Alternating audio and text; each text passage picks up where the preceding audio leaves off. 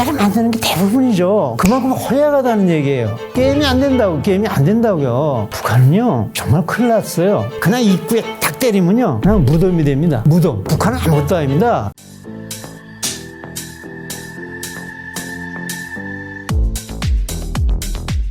북한과학원 연구원이었던 이민복입니다. 현재는 북한동포 직접돕기운동 대표로 있습니다. 북한동포를 어떻게 직접 도울 수 있어요? 갈 수도 없는데요. 가도 안 되는데 풍선으로 해서 직접 하는 그 풍선 최초로 제가 개발을 했고요. 민간인으로서. 그 단체 이름이 북한동포 직접돕기운동입니다.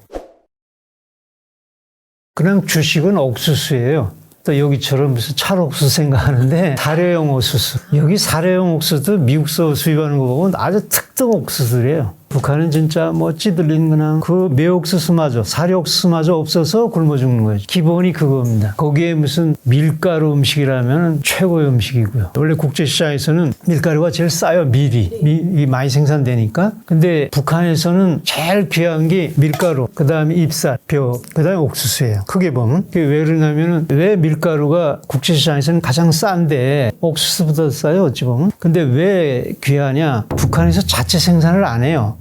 왜 기후가 되는데 안 되냐. 북한 정책상, 농업 정책상 식량이 급하니까 밭에서 수확이 가장 많이 나는 게 옥수수예요. 옥수수만 심게 국가에 통제를 하기 때문에 그래서 밀보리를 못 심는 거예요. 밀보리가 많이 나봤자 넉 톤이고 옥수수는 막 7, 8, 10톤씩 나거든요. 그러니까 못 심게 하니까. 그러니까 식량이 그한 나라가 다량 생산 위주로 해가지고 그렇게 정책을 딱 고정시켜놨기 때문에 벼하고 옥수수인데 벼는 뭐 맛있는 거니까 군대 먹이고 옥수수만 주는 게 주식이었다고요. 그러면 한 번에 배급에 나오면은 며칠 주기고 어느 정도 나오는 건가요? 15일에 한 번씩 줘요. 다 15일 먹고는 또 배급소 가야 되는 거야. 그러니까 또 12월 먹고는 또 배급소 가야 되고. 여기 왜 그러냐면요. 이게 참 가혹한 통치예요. 무슨 정치적인 걸 다 빼놓고도요. 짐승처럼 다루는 거죠. 뭐. 그게 소련 생물학자 파플로브라는 사람이 있습니다. 그 사람이 개를 이제 밥 줄 때마다 종 때리고 줬어요. 그러다가 밥을 안 주고 종 때렸는데도 이 침을 흘려요. 조건반사라는 게 생물학적 실험인데 그걸 인간한테 도입한 거예요. 식량 가지고 보름 있다가 배급소에 가서 타먹는 게 그냥 주는 게 아니거든요. 너 일 나왔나 안 나왔나를 따지는 거예요. 예를 들어서 보름이라면 3일 안 나와서 3일 딱 떼고 주는 거예요. 그러니까 출근 안 하면 어깨 만들어는 게 그러면 돈 있으면 다른 데가 사죠. 그 돈이라는 거 여긴 돈이면 다 되잖아요. 근데 북한은 그 통치하기 위해서 돈을 가치 없게 만들었다고요. 그 월급 주는 걸 보면은요. 한 달 일한 거 하루 분 식량. 사람들이 월급의 가치는 여기는 돈으로 돼 있지만 북한에는 돈이 아니고요. 쌀에 있는 식량이 있는 거예요. 그 식량을 이렇게 통제해서 보름 만에 한 번씩 통제하는 거죠. 이런 시스템이에요. 그러면은 배급미가 떨어졌는데 당장 먹을 게 없으면은 먹는 그런 것도 있었을까요? 그러니까 뭐 그것마저도 94년도 김일성 죽을 때부터 딱 끊어졌다고요. 그 정권이 그래서 아주 나쁜 정권이라는 거예요. 아주 악랄한 정권이에요. 솔직해야 된다고. 우리나라에 배급 주식량이 없어 못 준다고 했으면은 알아서 사는 거 아니에요. 근데 수령님이 주시고 국가가 주시고 다 책임다 그러다가 그 말도 안 하니까 사람들이 그거 기다리다 죽은 거거든요. 단백만 죽고서 교훈이 뭐예요? 수령님이 주시는 게 아니네. 국가가 주는 게 아니네. 내가 살아야 되는 거네 해가지고 개인 장사하고 개인 떼기 봤다고. 그래서 사실은 북한은 개혁은 이미 이루어졌어요. 먹고 살기 위해서. 근데 그걸 옛날에는 자본주의를 통제했는데 개인주의이기 때문에 통제할 수가 없는 거예요. 그것까지 하면 정말 다 죽으니까. 그래서 할 수 없이 방관한 것이 개혁행위가 됐죠. 개방만 안 됐지 사실은 내부에서는 개혁이 저절로 돼버렸어요. 또 그런 개인 장사 이걸 통해서 또 정보가 유통돼가지고 지금 한류까지 들어간 거라고요. 북한 고위 간부나 그런 분들은 뭐 과일도 좋은 거 먹고 햄 이런 것도 잘 먹고 이런 모습들을 많이 보여줬는데 일반 서민들이랑 그분들이랑은 먹는 게 굉장히 많이 차이가 나는 거겠네요. 정말 그 격차는 공산주의예요. 신분까지 봉건 시대 무슨 노비 양반 제도처럼 그거보다 더한 것 같아요. 지금 그런 상황 됐는데 여러분들이 착각할 게 뭐냐면 고위 간부들은 먹는 걸 보여요. 근데 그건 여기 서민들보다도 자유롭지 않는 거예요. 수령이 너 내 말 안 듣으면 그 먹는 수준이 아니라 당장 처형당하지 않은 수용소 끌려갈 위치에 있고요. 여기 평양에서 온 탈북자들 얘기 들으면 평양의 거리가 멀끔하죠? 아닙니다. 전기가 없어서 엘리베이터 출퇴근식이나 겨우 하고 화장실 물이 또 제대로 안 나와가지고 그 내부는 정말 이렇게 기본이 안 된 나라라고요. 그 기본이 안 된 나라에 아무리 잘 사는 사람이라도 어려운 거예요. 굶어 죽는다는 게 사람 생각해 보세요. 전쟁 시기에도 웬만하면 잘 안 죽는데 평화 시에 굶어 죽었다는 건 저 나라 이미 망한 겁니다. 지금 유튜브 방송들에서 북한이 지금 망할 것 같습니다. 이미 망했다는데요. 1990년대 황장유비가 97년도 왔는데 2월 달에 중앙당 집무실에 어항이 얼었습니다. 중앙당에도 전기가 안 들어와가지고 여러분 전기가 어느 정도로 없는 건 인공위성 사진을 찍어보면요 딱 드러납니다. 전 세계에서 저렇게 블랙홀이 없어요. 여기는 시장이라는 게 국가 자체가 시장 안에 전 세계가 시장인데 거기는 시장을 없애고 이 사회주의, 그러니까 집단 한다는 거예요. 근데 그것도 사람 사는 세상이니까 옛날에도요, 10일에 한 번씩 농민 안에서, 농민시장이라는 걸 운영했어요. 그러니까 개인 장사하지 말라고 막 독재하고 잡아가고 막 그랬다는데, 그냥 10일에 한 번씩. 그거는 허용했다가 식량을 못 주니까 사실 비극적이긴 했지만, 수백만 죽긴 했지만요. 정말 축복을 받았어요. 본의 아니게 식량을 못 주니까 다 굶어 죽고선 나머지 살아난 사람 내가 살아야 되겠다고 개인 장사. 개인 농, 개인 떼기밭이라고 했어요. 이게 그러니까 자본주의가 형성된 거예요. 장마당에 가면 북한도 그랬어요. 다 있다고. 국가 상징들이라고 하면 아무것도 없어. 있다는 거는 시제품만 그냥 평양 가도 그래요. 북한은 돈의 가치가 많이 없다고 하셨는데 장마당에서는 그러면 뭘로 거래하는 건가요? 그러니까 돈의 가치라는 건 국가가 기준한 돈의 가치가 없는 거고요. 시장에는 가치로 움직이는 거죠. 달러도 쓰나요? 그럼요. 달러가 그러면 화폐 가치 중에서는 제일 높은가요? 그 질문에 대해서 내가 좀 포괄적으로 얘기해 드릴게요. 달러 문제 때문에 얘기하는 건데요. 북한 당국이 100을 못 주니까 주민들이 시장경제를 했다 그러잖아요. 개인 농, 개인 장사를요. 그러니까 돈이 그쪽으로 돌아가는 거예요. 북한이 총 20억 달러가 돌아가요. 근데 이 20억 달러를 북한이 두 개의 경제가 있습니다. 하나는 국가 경제고요. 하나는 주민 경제가 있는 거예요. 근데 이 서로가 국가 경제하고 주민 경제하고 유통이 돼야 되는데 이 국가는 아니니까 주민끼리 돌아가는 거예요, 이게. 그게 20억 달러를 초과하기 시작하는 거예요. 그러니까 국가보다도 이 주민 경제가 초과하는 거예요. 이 경제적으로 넘어가는 거거든요, 이게. 그래서 북한 당국의 유일한 수단이 권력이거든요. 국가 권력. 화폐 개혁이라고. 3번이나 했어요. 그러니까 주민들이 벌어놓은 걸 예를 들어서 1억짜리를 화폐 개혁할 때는 100만 원만 해주는 거야. 9,900만 원은 다 맹물시켜 놓은 거예요. 그러니까 사람들이 무슨 생각이에요? 야, 수령님 그 얼굴이 있는 거는 덤이지 못 믿겠구만. 어디에 보겠어요? 중국 돈, 달러, 한국은 쓸 수 없으니까 일본 돈, 그다음에 파운드. 여기서 흔한 게 중국 돈, 달러죠. 그러니까 주민들이 신용해서 야, 이 뭐 미국 가서 수령님이 아무리 위대하다고 그래도 중국 가서 화폐 개혁은 못 하겠지. 그러니까 다 외화를 가지고 있는 거예요. 그러니까 임시나 그냥 북한 돈을 쓰고 이건 언제든지 이거는 변할 수 있으니까. 그래가지고 북한 등이 가만 보니까 이제는 개밥이 도토리졌거든요. 화폐계들 저놈들이 또 달러 가지고 들어가니까 이제 또 다시 법령 나왔죠, 작년에. 달러 쓰는 놈들은 무조건 다 해소할 거야. 그러면 어떻게 돼요? 없어지는 게 아니에요. 너 절대로 어디 가서 얘기하면 안 돼 하고선 쓰는 거예요. 점점 더 지하로 들어가죠. 달러나 중국 돈은 위조도 많이 생길 것 같은데. 그렇죠. 국가 자체가 위조하는 나라고 별 가짜들이 많이 돌아가죠. 신용이 없는 나라죠, 지금. 국제적으로 마약 팔아먹고 달러 유지하는 나라가 북한이라고. 그 국가 자체가 그렇게 사기꾼이니까 주민들은 더 말할 게 있겠어요? 물어보나 많았지. 그러니까 사기치고 그냥 빼앗아 먹고 강도, 그 사회 어느 정도라면요. 벌써 그 30년 얘기예요. 발 벗고 이제 식당에 들어가는 게 제일 무서워요. 몬돌빵 같은 식당 있잖아요. 신발을 벗고 올라서는 순간에 발이 어떤데 신발이 없어졌어요. 신발이 하도 귀해가지고. 35년 전 얘기예요. 그러니 무슨 도둑질, 강도, 살인 얼마나 많겠어요. 여기 남한은 진짜 평안해요. 뭐 밤에도 불 다 켜주기도 하고 뭐 마음대로. 미국보다 더 안전하다고 그러잖아요. 이거. 지옥과 천국이 됐어요. 사회 안정, 풍요, 정치나 경제나 모든 면에서 하늘과 땅이에요. 그런데도 북한 두려워가지고 벌벌 떨고 앉아있는 게 지금 여기고 또. 항상 북한은요, 역사적으로 전쟁 분위기로 살아요. 그걸 어떻게 표현하냐면요, 이 자전거를 타잖아요. 3발 자전거가 아니라 2발 자전거를 비유한 겁니다. 이렇게 쭉 가는데 이 페달을 밟지 않으면 안 되죠. 넘어지죠, 반드시. 이 긴장을 계속 고조시킨다는 게 그거예요. 그게 전쟁 분위기예요. 그래가지고서 이제 만약 100억을 못 준다면은 그 시스템이 거기 잘못된 건데 선전은 그렇게 한다고요. 미 제국자들과 남선 괴뢰당들이 말이에요. 우리가 옥수수 살아가게 되면 100달러에 살 수 있는 거를 여러분들이 살라고 하면 150달러 해가지고 우리를 못 사게 만든다고. 우리가 또 150달러 살려면 200달러 불러가지고 이렇게 하고 또 봉쇄하고 우리를 굶겨 죽인다고. 이런 식으로 선전한다고요. 그게 증오심, 페달을 하고 뭐 우리에서 비행기 들어온다면 자기네도 미사일 쏘면서도 우리 하게 되면 막 부풀려 얘기한다고.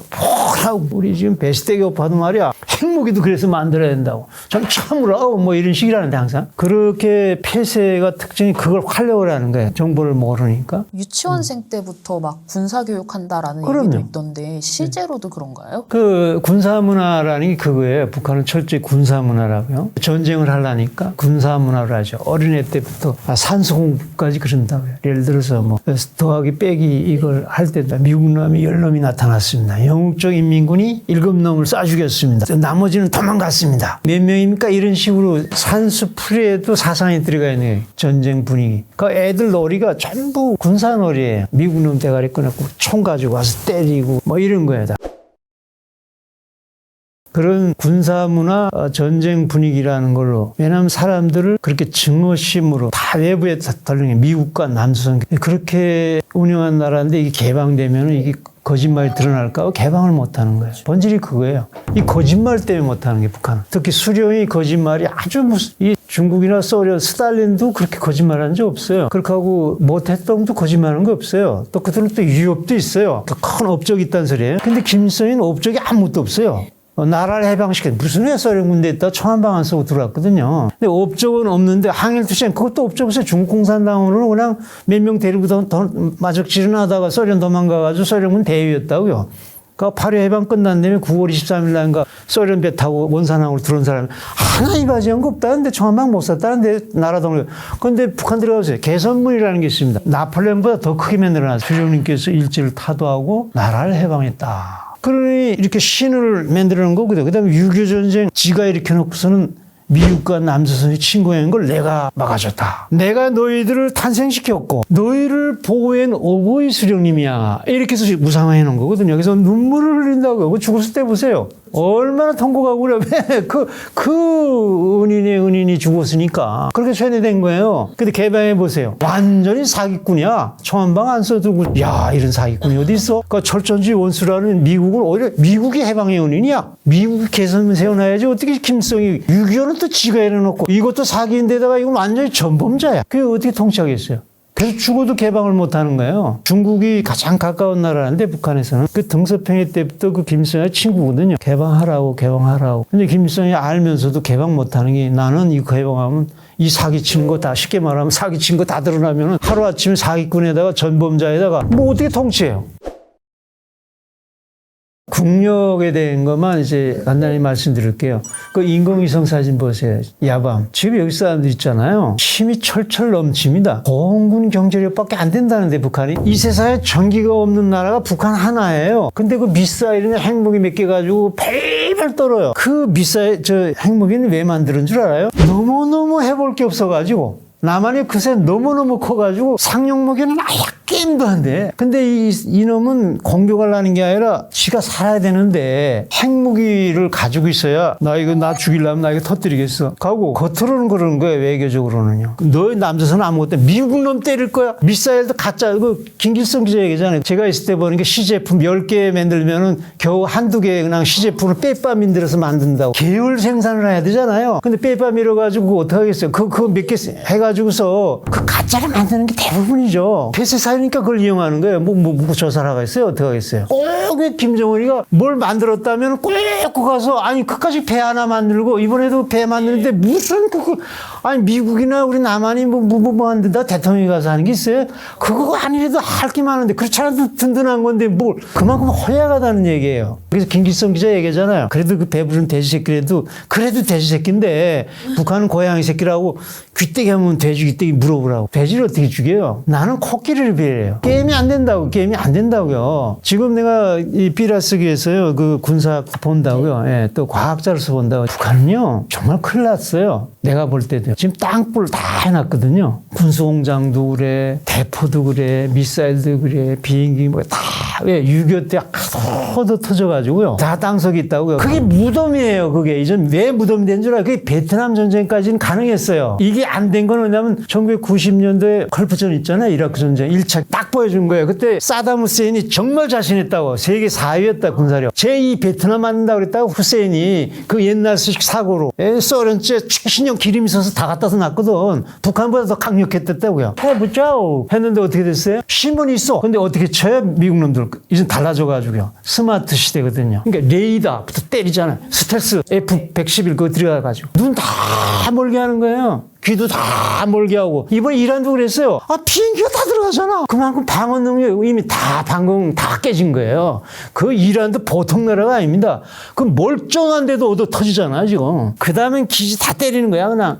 그러니까 아무리 심해서 눈 모르는 놈 뭐, 어떡하겠어요. 여기서 치는지 저기 치는지. 꼼짝 못 하잖아요. 북한은 그보다 더 심각해요. 스마트탄이라는 게 있잖아요. 옛날에는 이 굴 하나, 다리 하나 퍼가려면 수백 발, 수천 발을 비행기에 가서 떨고서 힘들게 싸웠다고요. 근데 이제는 한 발인데요. 그것도 비행기 띄울 것도 순항 미사일 같은 건 아주 정확합니다. 그냥 입구에 딱 때리면요. 그냥 무덤이 됩니다. 무덤. 어떡하겠어요. 군수공장 다 무덤, 대포 무덤, 비행기 무덤, 불에 다 숨어 있으니까 다 그게 무덤을 판 거로 됐다는데요. 이 시대가 이렇게 다른 걸 모른다고. 북한은 아무것도 아닙니다. 모든 국제관계는요, 그러니까 사회생활은 사익이고요. 개인이 이익에 따라 움직이는 거고요. 이 국제관계는 국익에 따라 움직이는 거예요. 중국인 나라나 이제 글로벌 G2입니다. 공산당은 맞는데 그 나라가 정권만 그렇지 이건 완전히 자본주의예요. 글로벌화된 나라에 미국에 더 많이 팔아먹어요. 지금 중국이 국익으로 보면은요. 북한하고 남한하고 무역액이 하늘과 땅이에요. 비교할 수 없이 우리 남한하고 돈을 벌고 있다고요. 근데 어떤 사람 여기 사람도 그래요. 프레임 씌워가지고 북한을 지금 뭐 중국이 먹는데요. 이제 점령한대요. 자 생각해 보시라고요. 뭐가 합시다. 북한에 모든 걸 다시 해줘야 돼요. 하나에서 열까지 제대로 된 게 하나도 없어요. 도로 깔아야 되고 모든 걸 다시 해줘요. 근데 요군 있잖아요. 북한 주민들은 똥떼놈이라고 옛날부터 중국 사람 싫어했다고요. 그런 정서에다가 그 다음에 지금 러시아가 지금 우크라이나 쳐들어간 것도 얼마나 욕 처먹고 있어요 지금. 중국이 이걸 있는 거 없는 거 다 해주고 북한 사람들 욕은 욕대로 처먹고 또 국제사회에서도 그거 점령했다고 대한민국 헌법에 그것도 북한도 대한민국이라고 되는데 그걸 쳐들여 점령했다고 너 이놈들 그 욕 처먹고 있겠어요? 무역 다 끊어지는데. 북한에서도 중국에 대한 감정이 별로 안 좋은 그럼요. 중국이 국익을 얼마나 앞세우나 가만 보세요. 황장님이 중국에서 도망쳤을 때 보냈어요. 안 보내야 되잖아요. 근데 보냈어요. 또 핵 문제 때문에 유엔에서 손들게 했죠. 유엔 상임위에서. 러시아, 중국 다 손들었습니다. 왜 그래? 국익 때문에. 북한 편인 맞지만 북한에 핵이 있으면 남한도 가질래. 일본도 가질래. 그러면 안 되잖아요. 그러니까 손들은 거예요. 그게 무슨 북한 편이에요, 그게. 자, 또 경제적으로 봅시다. 지금 동북 삼성 있잖아요. 북한 때문에 딱 막혀 있어요. 그래서 장성택이 시켜가지고 뭘 좀 하려는데 완전 중국 어찌면 앞잡이나. 그래서 또 죽였어요, 또. 단동에 가보세요. 단동에 가보니까 중국 돈 돼가지고 압록강에다 비단섬에다 이렇게 다리를 크게 놔줬어요.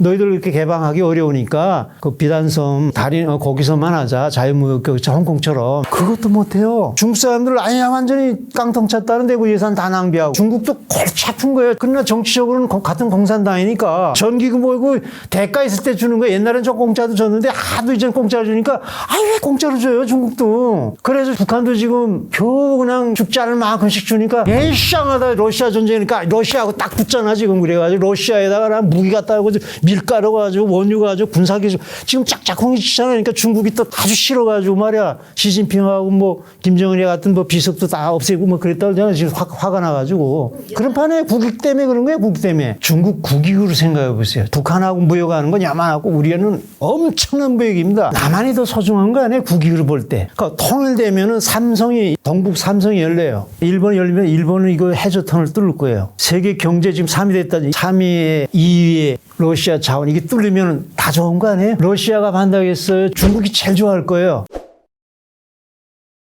북한 얘기는 3만 5천 명이 와서 막 많은 현상적이 얘기했습니다. 저보다 더 라이브하게 얘기한 사람 많지만 그럼에도 불구하고 제가 조금 다르다라고 하는 거는 북한의 많은 현상 중에서 제가 과학자였고 실험했던 사람이기 때문에 그 많은 현상의 그 원인이 뭐인가를 가르쳐 주는 것이 좀 다르고요. 또 북한 문제, 뭐 핵 문제, 무슨 식량 문제, 그 문제의 본질이 뭐인가 직접 경험했고 실험했기 때문에 그게 좀 다른 겁니다. 예를 들어서 우리 고영환이라고 통일부 장관 수석보좌관인 외교관 출신 뭐 잘 아시잖아요. 저보다 훨씬 유명하신 분이죠. 외교관이었기 때문에 식량난 아사 사태는 95년도에 북한에 천재지변이 일어나가지고 더 굶어 죽었다 이렇게 말씀하는데 그분을 비판하는 게 아니라 그분은 그 위치에서 그렇게밖에 생각 못했죠. 그 천재지변이라는 거는 우리 한반도가 이렇게 큰 나라가 아니에요. 대륙성 기후로 이렇게 장마지면 똑같이 져요. 그러니까 북한에도 수해 있고 남한에도 수해비 온 거예요. 근데 왜 남한은 끄떡도 없는데 북한만 그러냐. 그만큼 허약 체질인 거예요.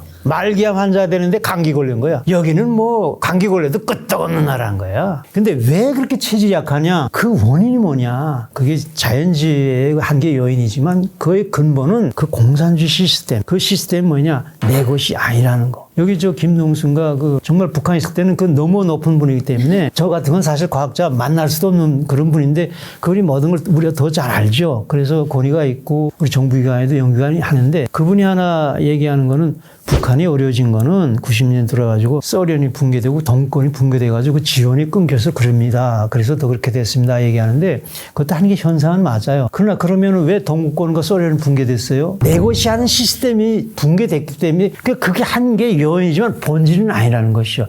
그런 문제를 제가 이런 걸 데이터로 실험한 과학자였기 때문에 그런 문제를 얘기하는 것이 좀 다른 거죠. 그러니까 본질과 원인, 북한 문제와 북한 현상에서 그 본질과 원인을 얘기해 주는 것이 다른 탈북자하고 조금 다른 겁니다. 그게 내가 잘나서가 아니라 내가 그런 위치에 있었기 때문에 또 실험을 했기 때문에 또 그런 사고방식으로 이 팩트를 연구하는 검증하는 그런 직업이었기 때문에 그것이 여러분들하고 좀 다른 그 북한 얘기이기 때문에 그렇게 잘 들어주시면 정말 감사하겠습니다.